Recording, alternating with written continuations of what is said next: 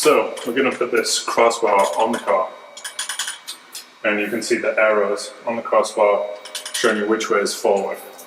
This is the front one. The bar is going to sit approximately here. What we want to make sure is that when it sits, the rubber on the paint, that it's completely clean. If there is dirt, it will just scratch. It will vibrate and scratch the paint away, so we want to make sure it's clean. I'm going to use a little bit of Windex and a microfiber cloth.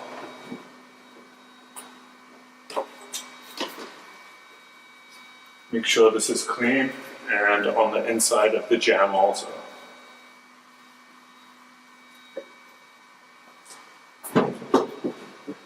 Same thing on the back.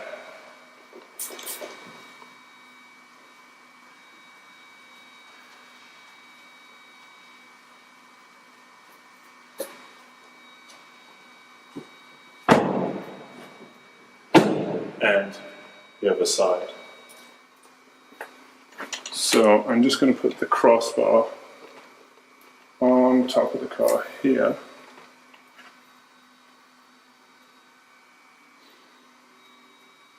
And from the measurements you had before, you should have also have an M2 measurement.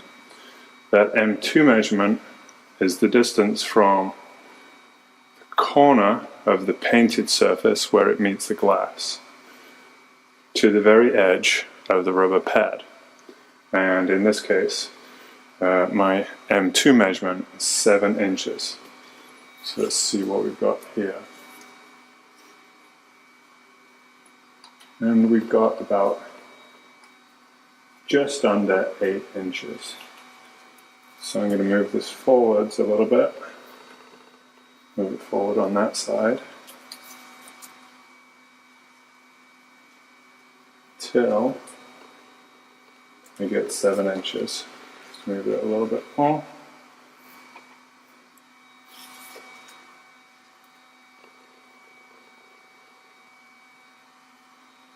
Seven inches. Now, I'm just going to go and check the other side.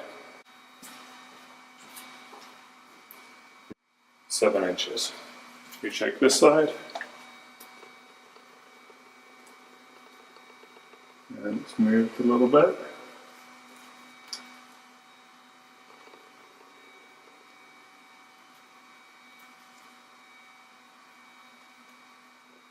Seven inches.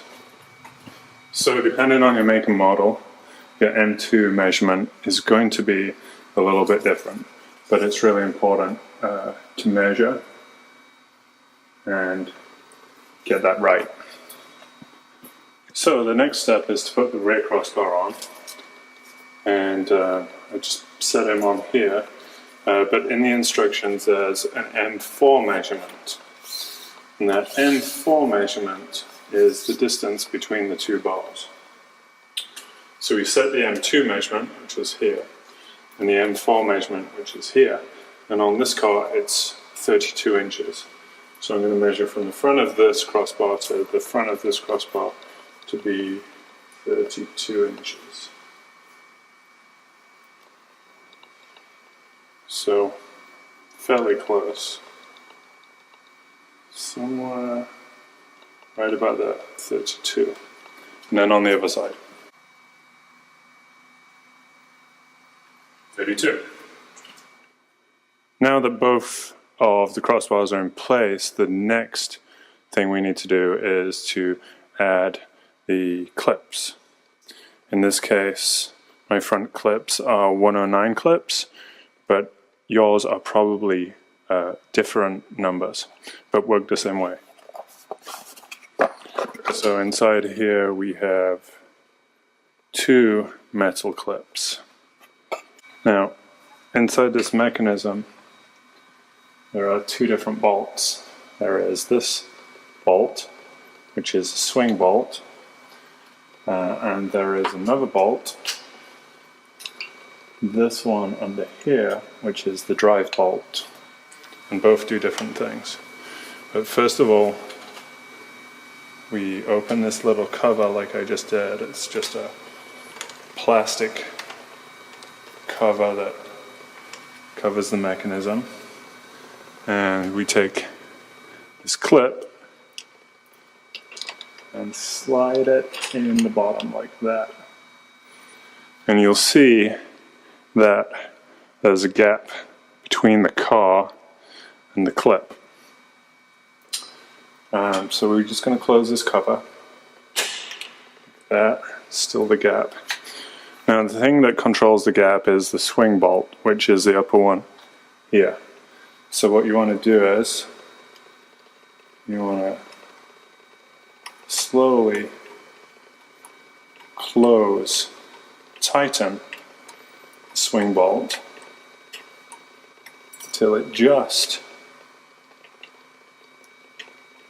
touches on the car, like that. Then I'm going to go do it for the other side. And then I'm going to do the same with the drive bolt. Tighten that up very lightly until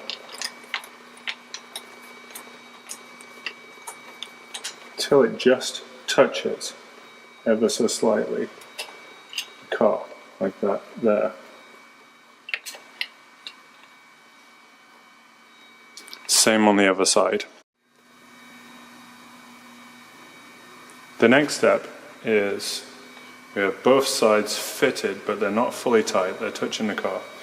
The next step is to tighten these down until the driver clicks, and Yakima provided that torque driver. This is the same one that we used in the setup earlier.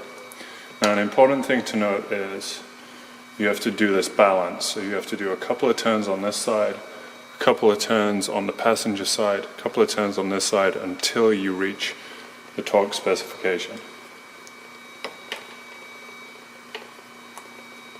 2 on there.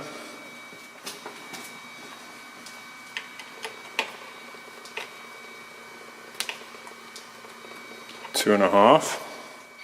It's feeling pretty tight now.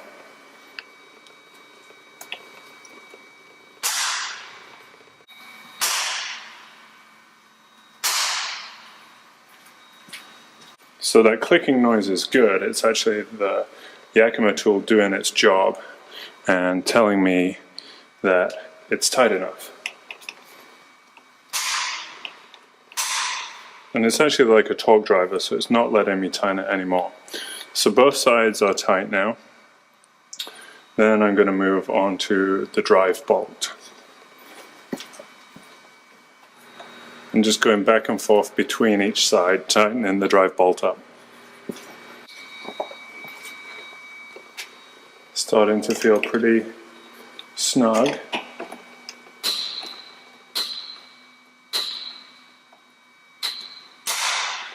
There we go.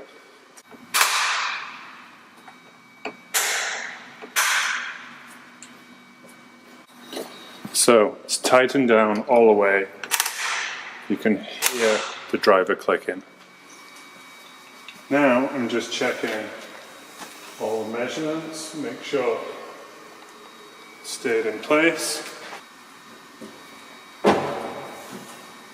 Just to double check, and everything looks pretty good. Now the bars are on tight. One thing to check is just to make sure it's all secure and cover down these guys. To give it a tug as well on the whole bar system. Make sure it's solid. This feels pretty solid. You can see the car rocking. Make sure all the clips are solid. And on the other side too.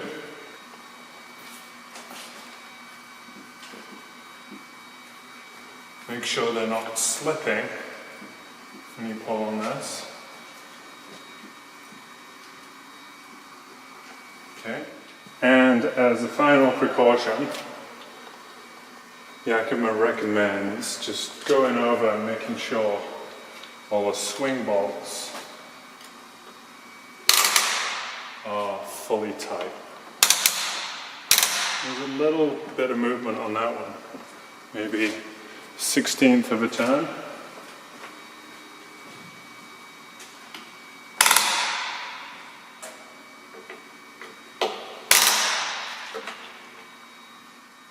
And it's all good.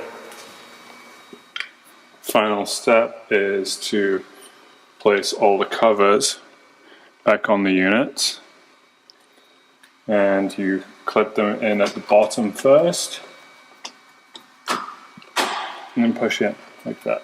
They're locked in.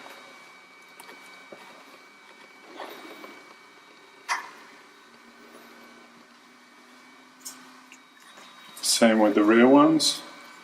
Again, they clip in at the bottom and the top pushes on.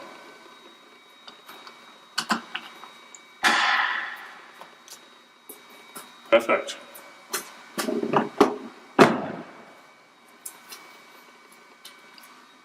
One final detail to remember. Check to make sure your bars are facing the right direction by looking at the stickers. You should have the fatter end of the bar facing forwards and the tail facing off the back of your car. And let's get rid of this little sticker.